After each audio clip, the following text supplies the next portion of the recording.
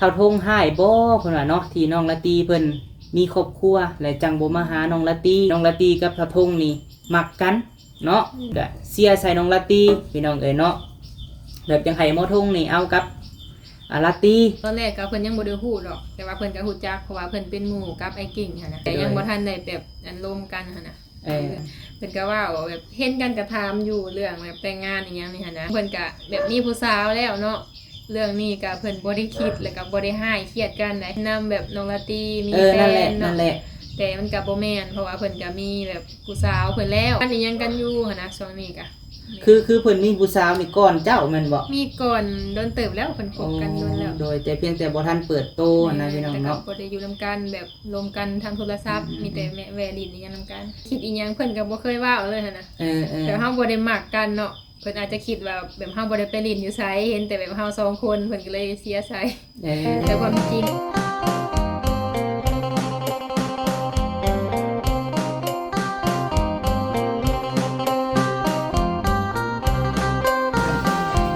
สบายดีเด้อพี่น้องสุคนโดยสบายดีทางผู้วงกับลาตีพี่น้องเอ้ยป้าเสี่ยวมื้อนี้เสี่ยวมาซอยเวียกเฮ็ดหยังแน่มื้อนี้ค่ะพากันล้างถ้วยแม่นล้างถ้วยหากันแล้วเนาะแต่สาวๆโดยช่วงนี้พี่น้องเนาะลาตีกับบุกนักพี่น้องเอ้ยเนาะเป็นทางเจ้าสาวเป็นทางผู้เฮ็ดครัวพี่น้องเนาะอยู่ในครัวกับแม่ลาตีพี่น้องเอ้ยหน้าดำค่ำเครียดเบิดหน้าตัวจริงหาดำเด้อพี่น้องว่าเป็นน้ำกล้องแน่เนาะแม่นพี่น้องเอ้ยเปิดภาพมามื้อนี้ก็คือฝนสิตกเนาะนางเนาะฝนสิตกพี่น้องเอ้ยซุมเฮาก็เตรียมถ้วยบวงพี่น้องเนาะเตรียมถ้วยบวงเตรียมหม้อเตรียมหยังอะไรพี่น้องเอ้ยเตรียมล้างไว้เพราะว่ายังจักมื้อนี่ล่ะติ3มื้ออื่นก็ยัง3มื้อเนาะโดยมื้อนี้วันที่6พี่น้องเอ้ยแม่นบ่มื้อนี้วันที่6 7 8คือวันที่8ก็เฮ็ดกินพี่น้องเนาะตอนแรงก็คือเฮ็ดอยู่เฮ็ดกินนั่นแหละพี่น้องเอ้ยเนาะเมื่อวานนี่ก็ส่งซองกับน้องป้าเบิดมื้อพี่น้องเนาะเบิดมื้อเลยยูทูบเบอร์เบิดเลยพี่น้องเอ้ยบ้านโคกใหญ่บ้านโคกปลาวายเนาะบ้านน้อยบ้านใหญ่พอดีวัดเซินเบิดเลยเนาะแม่นหน้าดำคำเครียดเบิดพี่น้องเอ้ยเพื่อสิแล้วเนาะเพื่อสิสำเร็จพี่น้องเอ้ยวันนี้ก็ยังแต่วันที่8ตอนเช้าเนาะนางเนาะเฮาก็ไปซื้อแนวอยู่แนวกินซื้อน้ำพี่น้องเอ้ยวันนี้ก็ฝนสิตกเลยนะพี่น้องเอ้ยเนาะครึ้มฟ้าครึ้มฝนมาฟ้าแตกขึ้นต่ำนั่นละติเอ้ยเนาะสิตกเลยแม่นเป็นจังได๋ผู้วงอยู่ดีมีแฮงอยู่บ่เห็นแต่หึงอะไรพี่น้องเอ้ยนั่นแหละเนาะมื้อนี้ผู้วงมาออกคลิปนำเนาะพี่น้องเนาะน้องผู้วงใส่ธงไปใส่ในทุ่งเพิ่นบ่ได้มาบ่เพิ่นไปตัดพื้นนี่ธงไปตัดพื้นเฮ็ดทานบ่หมอธงตอนนี้นะหรือว่านั่นใดเพิ่นอันนั้นเพิ่นตัดพื้นขายนั่นแหละเนาะพี่น้องมื้อนี้บ่าวพามีเปิดคลิปมามื้อนี้เนาะพี่น้องเนาะโดยมื้อก่อนหันพี่น้องเอ้ยเนาะมีแม่จากสวีเดนเด้อผู้วงเด้อแม่ฮักจากสวีเดนเนาะพี่น้องเนาะกลุ่มเพิ่นนั่นล่ะกลุ่มเพิ่นสิหาทานเนาะพี่น้องเนาะที่ว่าเพิ่นเคยติดตามน้องธงเนาะละตีเนาะเคยติดตามครอบครัวน้องธงเคยติดตามครอบครัวชุมเฮาเนาะแล้วก็เบิ่งคลิปพี่น้องเอ้ยเบิ่งคลิปแล้วก็เพิ่นนั่งคั่นนะนำมาพี่ก็ได้เนาะบ่ได้แล้วเพิ่นก็ว่าน้องธงไปไสคือบ่มาซอยงานน้องลาตีเนาะพี่น้องเนาะน้องธงไปไสคือบ่มาซอยงานน้องลาตีแล้วก็อย่าเฮ็ดคลิปแล้วบ่เพิ่นก็โทรเพราะว่าติดต่อ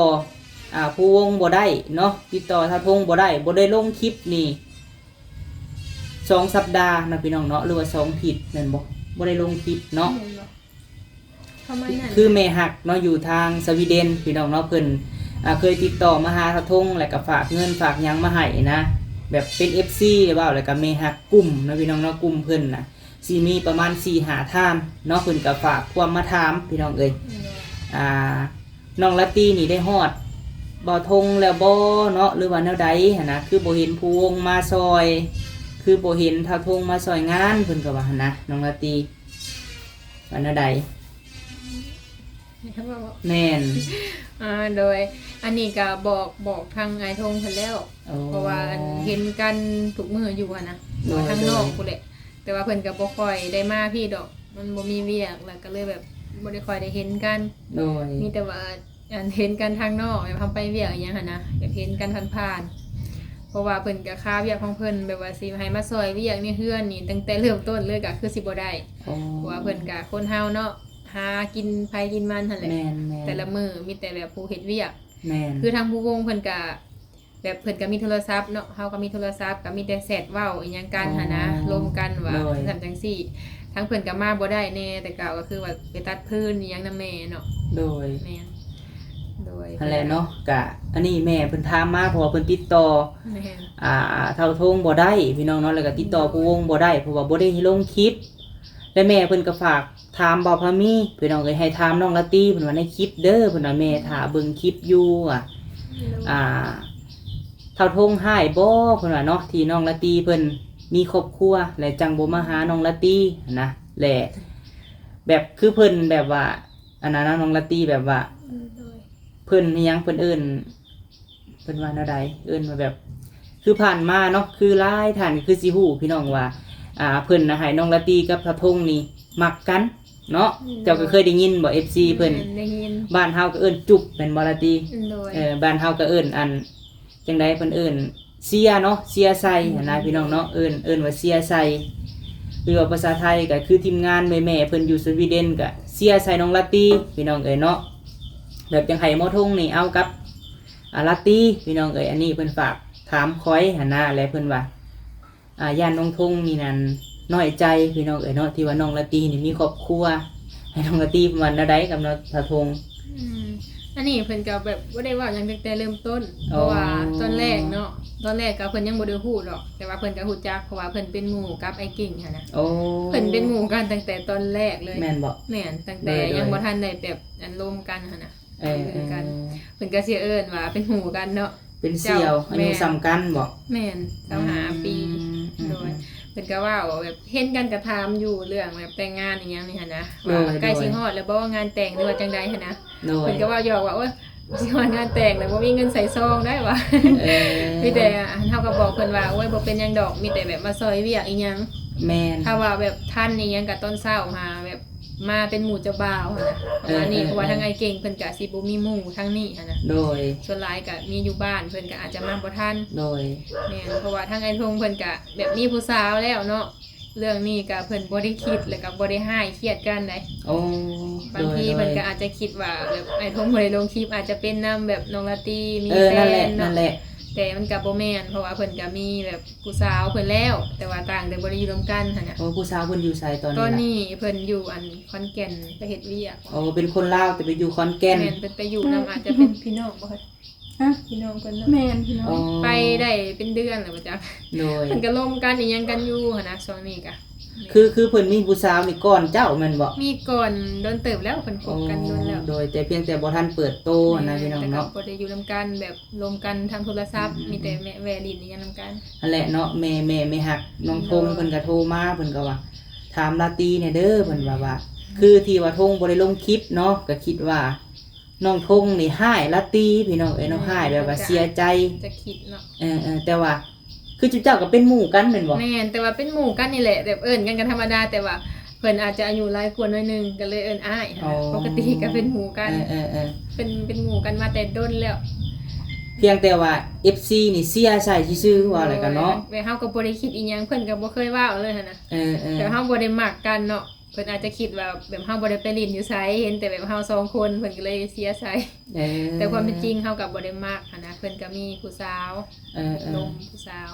คือทงก็มีผู้สาวก่อนหน้านี้เนาะ แม่น ที่ว่าสาเหตุเพิ่นบ่ลงคลิปเนาะพี่น้องเนาะเพิ่นอาจจะมีเหตุผลของเพิ่น ก็มีแต่แบบบางทีก็อาจจะอยากเปลี่ยน ไม่อยากบอก เปลี่ยน ป เวีย ระ ก มาณแบบเฮ็ดตัดไม้อีหยังหั่นนะก็ได้เงินไวเนาะ อืม แบบได้ตัดไม้แล้วก็ไปขายแล้วก็ได้หั่นนะ แม่นบ่ปูวง ได้แล้วเนาะ ให้น้องลาได้เว้าพี่น้องเอ้ยเนาะจนว่าบ่เชื่อว่าใครมีถ้าว่าแม่ แต่ เพิ่น ละ เบิ่ง มื้อ เนาะ เพิ่นก็ไปบ่ บ่เพิ่นนั่น บาง เพิ่น มื้อ ตัดพื้นอยู่ทางเตาถ่านพี่ไอ้ทงพุ่นน่ะ แบบเพิ่นมาขายให้ประบนหรือว่าอันแม่เฒ่า เจ้าก็บ่ค่อยลงปานใดคลิปบ่ล่ะเป็นแนวใด ช่วงนี้เฮาบ่ค่อยสบายแล้วก็บ่มีผู้จับกล้องให้นะมันยาก อ๋อ ตัด เจ้า พื้น เจ้า ตรงนี้ บ่มีบ่แบบคากล้องแบบ มันอันนั้นมันหักเลย เพราะว่าเพิ่นก็อาจจะตัดพื้นแหละอยากใส่ใจนำทานนี่ยังนะให้เฮ็ด เวี เวี ย ย ก ก ว่าอะไรกันเนาะว่าเพิ่นก็ น้องลาตีก็เคยแบบเฮ็ดเวียกเลยก็แบบ เฮาเมื่อยว่าอะไรกัน แม่ เนาะ นแบบมันบ่มีอารมณ์สิเว้าบางทีก็ถ้าตั้งไว้เนาะสิบ่เว้ามันก็บ่ได้ ใส่ใจในการเฮ็ดเวียกให้แล้ว นั่นแหละเนาะที่ FC ก็บ่เข้าใจพี่น้องเลยกันหลายท่านอยู่ในคอมเมนต์ก็เจ้าก็คือสิเห็นอยู่ดอกเนาะที่เพิ่นว่าลาตี้นี่เฮ็ดงานแต่งแต่ว่าบ่ได้บอกบ่ทง เพิ่นก็เม่นร้ายแบบเม่นว่ายันบ่บอกอีหยังหั่น โด น่ะ ย แต่ความเป็นจริง แต่คือพี่น้องเนาะคือคนเฮาฮู้จักฮักแพงกันแล้วเฮาสิบ่ได้ใช้บัตรเชิญเนาะเพราะว่าคือนับถือใครคือคนเฮือนเดียวกัน เฮาก็ลืออีหยังกันมาแต่โดนนั่นน่ะ แม่นแบบนี้หยังก็คือแบ่งให้กันกินแล้วก็เลยบ่ใช้บัตรเชิญพี่น้อง มาอยู่นํกัน แม่นแต่ก็บ่ได้ว่าเพิ่นบ่มีแล้วเฮาบ่ใส่ให้บ่แม่นเนาะพี่น้องเนาะแบบคือผู้วงนี่เราก็เที่ยวไปเที่ยวมาอยู่มาซอยหั่นนะเพียงที่ว่าบางเทื่อก็บ่ได้ถ่ายคลิปเนาะคือโทรกับมาโทรมาตลอดเนาะโทรหาลาตีนี่ เว้ากันคุยกันอยู่ ว่าแบบบ้านๆเฮาเนาะตีมึงอยู่ไสประมาณนี้ แม่ นะ แบบเป็นคู่กันก็สิว่าแบบนี้เนาะ แม่น บ้านเฮาแบบสิว่าแบบนี้แหละ แต่ว่าเพิ่นโทรหาน้องทงบ่ติดเนาะพี่น้องเนาะและเพิ่นก็เข้าใจว่าทงนี่เสียใจเนาะที่ว่าลาตีนี่มีปัวปะพี่น้อง เพราะว่าบางทีก็ FC หลายฐานเนาะเพิ่นก็อาจจะบ่ฮู้เพ แม่ ราะว่าน ผู้สาวเพิ่นก็บ่ได้ออกทุกคลิปหันน่ะ อื ประมาณเคยเข้าคลิปนำเทื่อ1บ่หรือ2เทื่อนี่แหละ แม่น ได้บ่ฮู้ แต่ก็ยังบ่ทันเอาตีแบบว่าถ้าบ่ทันแต่งบ่ทันขอเนาะอยู่นํกัน หาเงินอยู่ อ๋อ เพิ่นก็ยังบ่ทันได้แต่งดอก แม่นแหละเพราะว่าก็ได้ยินแล้วว่าอยู่ตะกี้ผู้สาวเพิ่นอยู่ขอนแก่นพี่น้องเอ้ยไปเฮ็ดงานขายมีหยังขายเครื่องเลยอยู่ในไม่เฒ่าประมาณนี้เนาะ แม่น ๆ ตอนแรกก็คือว่าได้ยินในทวงว่าอยากไปอยู่หั่นนะคือว่ายังแบบหาเงินเฮ็ดบ้านบ่หรือว่าจังได๋ แน่นบ่วงปูวง ได้ยินเพิ่น ได้ ว่าเนาะ ยินเพิ่นว่าอีส่วนหนึ่ง แต่ก็ต้องหาเงินเพราะว่าเฮ็ดบ้านก็แพง แล้วข่อยก็บ่เห็นเพิ่นลงคลิปเนาะหมอทงก็ได้ ก็จะ พี่น้อง เฮ็ด เอ้ย แบบแนวได้เงินไวหั่นนะบางทีเฮาเฮ็ดเวียกก็อาจจะได้ดีกว่าเนาะ แม่นถ้าบ่อดนี่บ่ได้พี่น้องเข้ามา YouTube เนาะ บางทีแบบเฮาถ่ายไปก็อาจจะบ่ได้เนาะมันก็ ต้องเอาใจใส่แล้วก็ดุหมั่นพี่น้องเพราะว่า YouTube มันเป็นคล้ายๆคือ AI เนาะมัน โดย ถ้าเฮาเฮ็ดลงเรื่อยๆแล้ววิวสิขึ้นตลอดแล้วก็เฮาถ่ายให้มันมีสาระอะนะผู้วง โดย เลย กินข้าวกะทายเฮ็ดหยังกะทายเพราะว่าชุมเจ้าก็มี FC อยู่หั่นนะคือแบบนี้แหละนี่คือกลุ่มแม่อยู่สวีเดนนี่ประมาณ5คนที่เพิ่นเคยซอยเจ้าแล้วก็ฝากเงินมาให้เนาะแล้วก็เคยผ่านทางลาตีแน่พี่น้องเอ้ย แม่นเพิ่นก็เคยซอยหยังอยู่ซวงเฮ็ดเฮือนเดี๋ยวเนาะแบบซื้อบ้านประตูอีหยังหั่น สวีเดนแน่ USA แน่แบบเข้ากลุ่มกันหั่นนะพี่น้องเนาะแล้วก็โทรถามข่าวอ่ะแล้วก็คือคุณยายซ้ำเนาะพี่น้องเนาะเพิ่นก็ให้ความหักแพงของน้องทงเพิ่นเนาะ คือเพิ่นจะโทรมาหาน้องทงตลอดเนาะบางเทื่อกระทงบ่มีเน็ตอะไรพี่น้องประมาณ โดย แบบคือเราก็บ่ค่อยลงคลิปแน่ช่วงนี้แล้วเพิ่นก็โทรมาเนาะมื้อนี้ก็เลยพาน้องละตีเพิ่นมาออกคลิปนำกับผู้วงเนาะอันนี้คือเพิ่นเสียใส่เด้อพี่น้องเด้อเนาะบ่แม่นว่าละตีกับทงนี่คบกันเนาะผ่านมายังบ่ได้เว้ากันซ้ำมันบอกมักนั่นนั่นนี่เนาะ แม่นบ่เคยคิดแบบว่าที่จะเป็นหมู่กันแบบมันเพิ่นกันล่มแบบธรรมดานะวัยรุ่นเนาะกับปกติ แม่น หรือว่าเฮาก็เป็นหมู่หยังกันแล้วก็บ่เคยว่ามักฮักอีหยังเลย โดยมีแต่ FC นี่เสียใจพี่น้องเอ้ยเนาะว่าเลยกะคือลาตีนี่สิมีผัวเนาะสิแต่งงานมีครอบครัวแล้วบัดนี้กะโอ้ยว่าลาตีนี่บ่ฮอดเท่าทงเพิ่นว่าเนาะทงนี่เสียใจปิดเน็ตหนี้หั่นนะพี่น้อง แต่ที่จริงบ่แม่นเนาะมันเข้าใจผิดกันพี่น้องเอ้ยคือทงนี่อาจจะมามื้องานเนาะแล้วก็มาซอยเวียกซอยงานแหละพี่น้อง เพราะว่ามื้อนั้นก็บอกเพิ่นอยู่เพิ่นก็ว่ามาแบบมีหยังก็มากินนำกันหั่นนะ แม่น บ่ได้ว่าหยัง แม่นแหละเนาะถ้าว่าสมมุติว่างานแต่งทงเนาะจุมเฮาก็ได้ไปพี่น้องเอ้ย เฮาก็ไปซอย แม่น ก็บอกอยู่แล้วว่า ถ้าแบบมีหยังก็บอกเด้อว่าสิไปซอย แม่นแต่เพิ่นยังบ่ทันเปิดโตบ่แบบมานั่งเว้าว่ามีผู้สาวนั่นนั่นนี่ เพิ่นอาจจะเป็นคนที่แบบว่าบ่มักเว้าปานใดหั่นนะมีแต่อันเฮาก็เคยถ่ายเทื่อนึงแบบเพิ่นมานะแล้วก็แล้วก็เพิ่นก็เคยเมื่อบ้านอยู่ได้ เมื่อบ้านผู้สาว แม่นเพิ่นเมื่อลิ้นเมื่อเยี่ยมยามหั่นนะ บ้านใดครับผู้วง บ้านกระดานเมืองจำพร โอ้บ้านกระดานเมืองยำพรเก่งกอกนี่เนาะ แม่น บ้านผู้สาว บ่ไกล เพิ่นก็ได้ โดย ซ้ำกันบ่อายุฮะ เพิ่นอาจจะประมาณ18บ่สุสาวหรือ19นั่นแหละประมาณ ทง นี้แหละ เฒ่า24 25พี่น้องเนาะสิซ้ำกันกับข่อยนี่แหละ โดย หรือว่าข่อยเป็นลื่นละปีหนึงพี่น้องเอ้ยเนาะ โดย ผู้วงใน3มื้อได้สิมีข่าวดี ยัง ยังบ่อ๋อก ำลัง ทางใดเด้เนาะพี่น้องเนาะ คือลาตีกับผู้วงนี่ถึงจะมีครอบครัวเนาะพี่น้องเนาะก็ยังไปนำกันคือเก่า แบบปกติ เอาอัดซ่อน3มึงเถอะไปหันไปนี่ก็เห็นอะไรเนาะกับเบาเก่งเนาะบางทีอ่ะเนาะ ไปนำกันแบบเพราะว่ามันก็ไปนำกันอย่างเงี้ยนะ แมน เคยไป และ FC ก็ว่าอันนี้ว้าวเลยเนาะพื้นนี้พี่น้องเอ้ยว่า โดย เห็นบ่ได้ไปนำกันหลายยันลาตีนี่ลืมหมู่หันนะความหมาย บางทีเฮาไปแบบห้านหรือว่าอีหยังเฮาก็บ่ได้คอยถ่ายคลิปนะ แม่น เฮาก็อยากถ่ายคลิปที่ว่ามีสระเนาะ แม่น แบบเป็นลิ้นอีหยังก็บ่ค่อยถ่าย แม่นแหละ ก็เลยบ่ฮู้บางทีก็เพิ่นก็ว่าอาจจะลืมกันหั่นนะ แม่ ก็บ่ได้ลืม และเนาะมื้อนี้มาเฮ็ดคลิปให้แม่ฮักของเบาทงเพิ่นอยู่สวีเดนแล้วก็ USA เนาะพี่น้องเพิ่นฝากความมาถามเบาพามีมื้อนี้ก็พาน้องลาตีมา โดย อันนี้ก็คือบ่ได้มักบ่ได้ฮักกันพี่น้องเอ้ยเพิ่นเสียใส่จะคือข่อยกับสาวลำพรจะเห็นบ่ โดย พี่น้องเอ้ยเป็นคู่จิ้นว่าแล้วกันเนาะ แต่ว่าอันนี้เพิ่นบ่ได้จิ้นกันพี่น้องเพิ่นเว้าเป็นหมู่กัน บ่เคย แต่ว่าข่อยกับสาวลำพรก็แบบเป็นพี่เป็นน้องหั่นแหละเนาะแต่ว่า FC เพิ่นเสียใส่หันนะคิดหยังก็เสียใส่เบิดนะเว้าแล้วกันเนาะ แม่น ตะกี้กับสาวลำพรมีผัวพี่น้องโอ้ FC ก็ถล่มสาวลำพรบ่แม่นง่ายเด้พี่น้องเอ้ยเนาะบ่พามีก็ว่าตากระบาบเราอยู่เพราะว่าชุมเฮาก็บ่ได้มักกันหั่นแหละพี่น้อง โดย เพียงแต่ว่าเพิ่นเสียใส่หั่นนะ แต่เก่าเนาะ แม่น ไอ้บุญเคยมาถ่ายเพราะว่าเฮาแต่เก่านั้นยัง อ่านหนังสือบ่เป็น โอ้ แบบเพิ่นเชียร์ใส่แล้วก็เฮาก็ยังบ่มีโทรศัพท์นี่ โดย เฮาก็บ่ฮู้บัดเห็นแล้วก็ไปเบิ่งบัด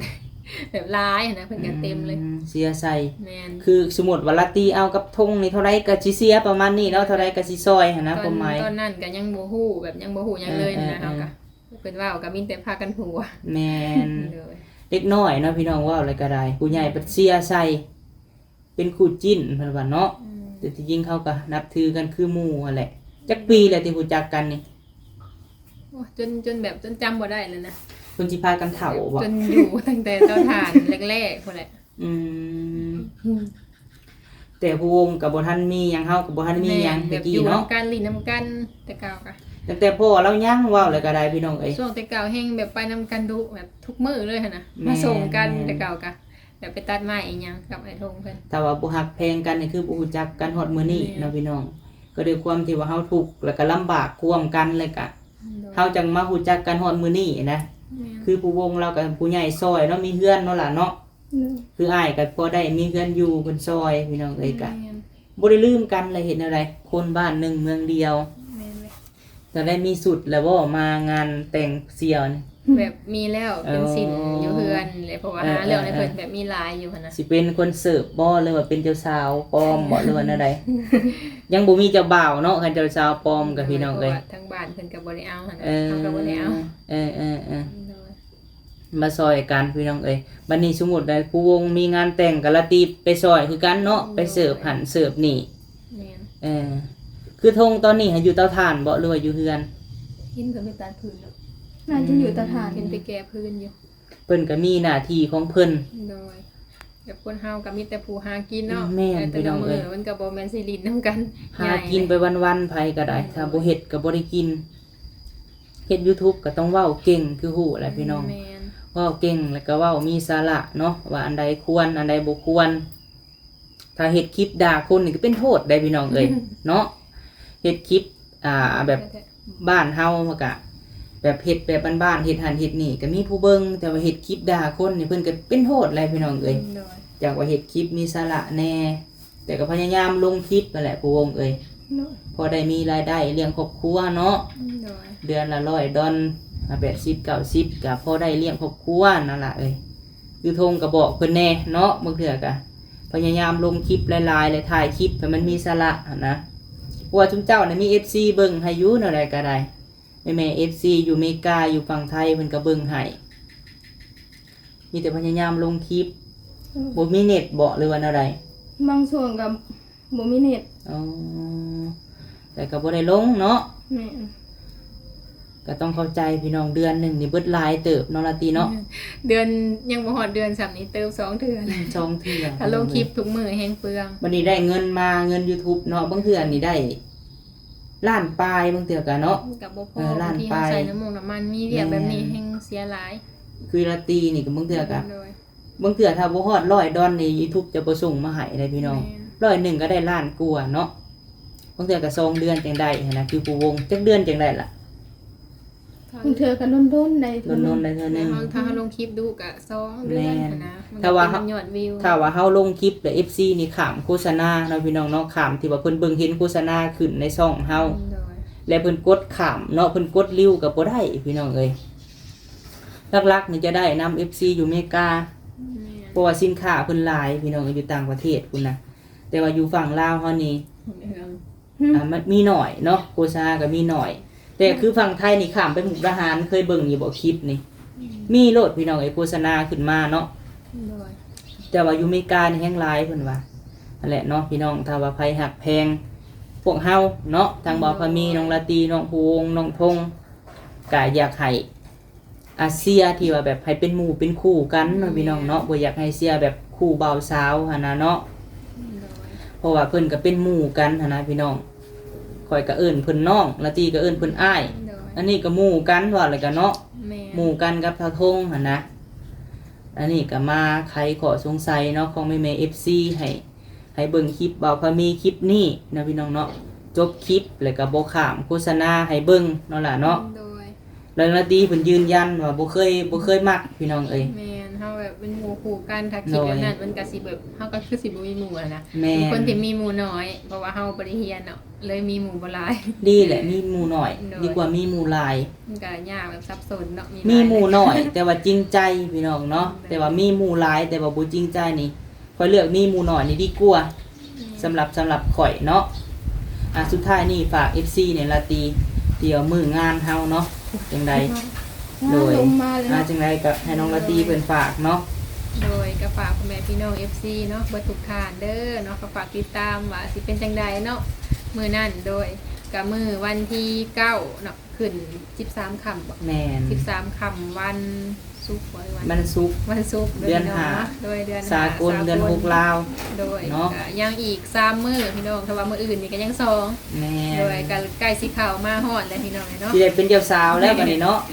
โดยเอาพี่น้องค่ะเบิ่งมื้อนั้นเลยเนาะว่าสิเป็นจังได โดย แม่นตอนนี้ก็เตรียมเครื่องของอยู่เนาะมีหลายอย่างยังบ่ทันพอ จังไดก็ขอบคุณเด้อพ่อๆแม่ๆ FC ทุกท่านเนาะ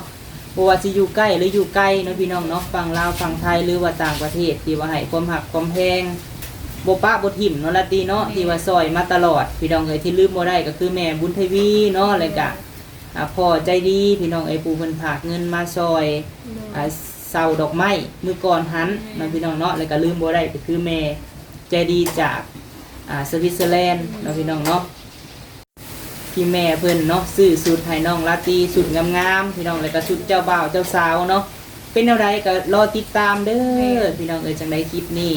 สุดท้ายนี่ก็ฝากให้ผู้วงเนาะขอบคุณผู้ใหญ่เพิ่นในอีหละโดย โดยทั้งน้องแหล่ก็ขอบคุณทางผู้ใหญ่ทุกท่านเลยที่คอยซอยน้องแหล่มาคอยให้กำลังใจเด้อ ก่อนพี่น้องเอ้ยบัดนี้ฝนมาแล้วเนาะปาลาตีป่ะ โดยสบายดีเด้อ สบายดีเด้อพี่น้องเด้อ